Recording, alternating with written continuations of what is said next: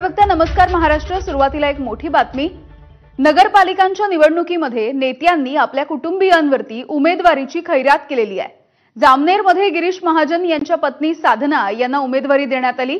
मंत्री संजय सावकारे यांच्याकडून पत्नी रजनी यांना भुसावळमधून उमेदवारी दिली जाते आहे। राज्यमंत्री इंद्रनील नाईक यांनी पुसदमध्ये त्यांच्या पत्नी मोहिनी यांना उमेदवारी दिली आहे। मुक्ताईनगरमध्ये चंद्रकांत पाटील यांनी मुलगी संजना हिला उमेदवारी दिली आहे। चाळीसगावमध्ये आमदार मंगेश चव्हाण यांनी पत्नी प्रतिभा यांना उमेदवारी दिलेली आहे। पाचोऱ्यामध्ये आमदार किशोर पाटील यांनी त्यांच्या पत्नी यांना उमेदवारी दिलेली आहे। पाचोऱ्यामध्ये माजी आमदार दिलीप वाघ यांच्याकडून पत्नी सुचेता यांना उमेदवारी देण्यात आली। तर खामगावला मंत्री आकाश फुंडकर यांच्याकडून वहिनी अर्पणा फुंडकर यांना उमेदवारी देण्यात आली आहे। यवतमाळमध्ये मंत्री अशोक उईके यांनी त्यांची मुलगी प्रियदर्शिनी हिला उमेदवारी दिली आहे। तिकडे फलटणमध्ये रामराजे यांनी मुलगा अनिकेत याला नगराध्यक्ष पदाच्या निवडणुकीच्या रिंगणात उतरवलंय। फलटणमध्ये रणजित निंबाळकर यांच्याकडून भाऊ समशेर सिंह यांना देखील उमेदवारी देण्यात आलेली आहे। त्यामुळे एकीकडे स्थानिक स्वराज्य संस्थांच्या निवडणुका या खरं तर कार्यकर्त्यांच्या निवडणुका असतात असं बोललं जातं, मात्र दुसरीकडे आपण बघतोय जे नेते आतापर्यंत राजकारणाच्या रिंगणात आहेत त्यांनी आपल्या कुटुंबियांनाच तिकीट वाटल्याचं दिसतं आहे।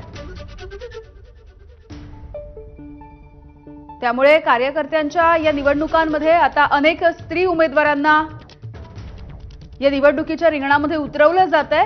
यामध्येच आता जामनेरमध्ये गिरीश महाजन यांनी त्यांच्या पत्नी साधना यांना उमेदवारी दिलेली आहे। अनेक नेत्यांनी आपल्या पत्नीला वेगवेगळ्या ठिकाणी उमेदवारी दिल्याची माहिती मिळते।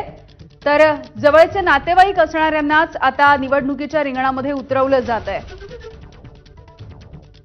त्यामुळे पक्षानं खरं तर स्थानिक पातळीवरती अनेक ठिकाणी नेत्यांना अधिकार दिलेले होते त्या ठिकाणी युती किंवा आघाडी करण्याचे, मात्र या सगळ्या संदर्भात तिथल्या स्थानिक नेत्यांनी आता पदाचा आणि या सगळ्याचाच गैरवापर केलाय का असा सवालही उपस्थित होतो आहे।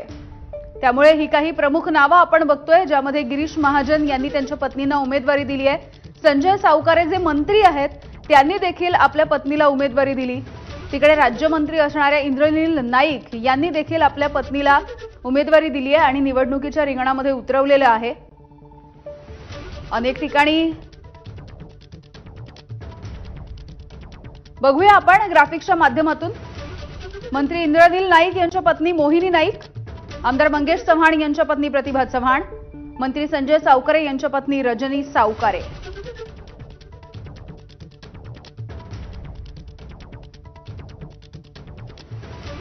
मंत्री गिरीश महाजन यांच्या पत्नी साधना महाजन, आमदार किशोर पाटील यांच्या पत्नी सुनीता पाटील, आमदार चंद्रकांत पाटील यांच्या पत्नी संजना पाटील। त्यामुळे अनेकांनी आपल्या पत्नीला उमेदवारी दिल्याची माहिती आपल्याला मिळते।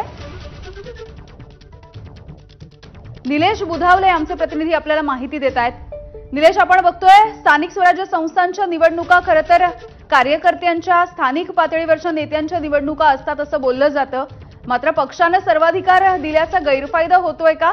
आपल्या पत्नीला उमेदवारी दिली जाते अनेकांकडून। यामिनी रोहिणी खडसे यांना याबाबतचं एक ट्विट केलंय आणि सत्ताधारी लोकप्रतिनिधी आपल्याच घरातून कशी उमेदवारी देत आहेत हे त्यांना आकडेवारी आणि नावं देखील दिल्याचं आपल्याला दिसतंय।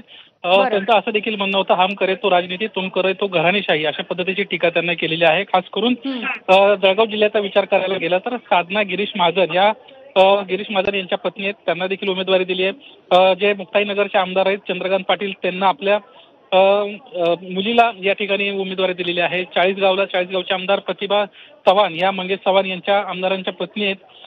यासोबतच संजय सावकारे जे आमदार आहेत त्यांची देखील पत्नी आहे, ती या इलेक्शनमध्ये उभी असल्याचं पाहायला मिळत आहे। एकंदरीतच जळगाव जिल्ह्याचा हा लेखाजोखा त्यांना या ठिकाणी मांडलेला आहे आणि महाराष्ट्रामध्येच एकंदरीत ठिकठिकाणी अशा पद्धतीनं कुटुंबातील लोकांनाच उमेदवारी मंत्र्यांकडून आणि आमदारांकडून दिली गेल्याचं आता समोर आलंय। अगदी निलेश, धन्यवाद माहितीसाठी।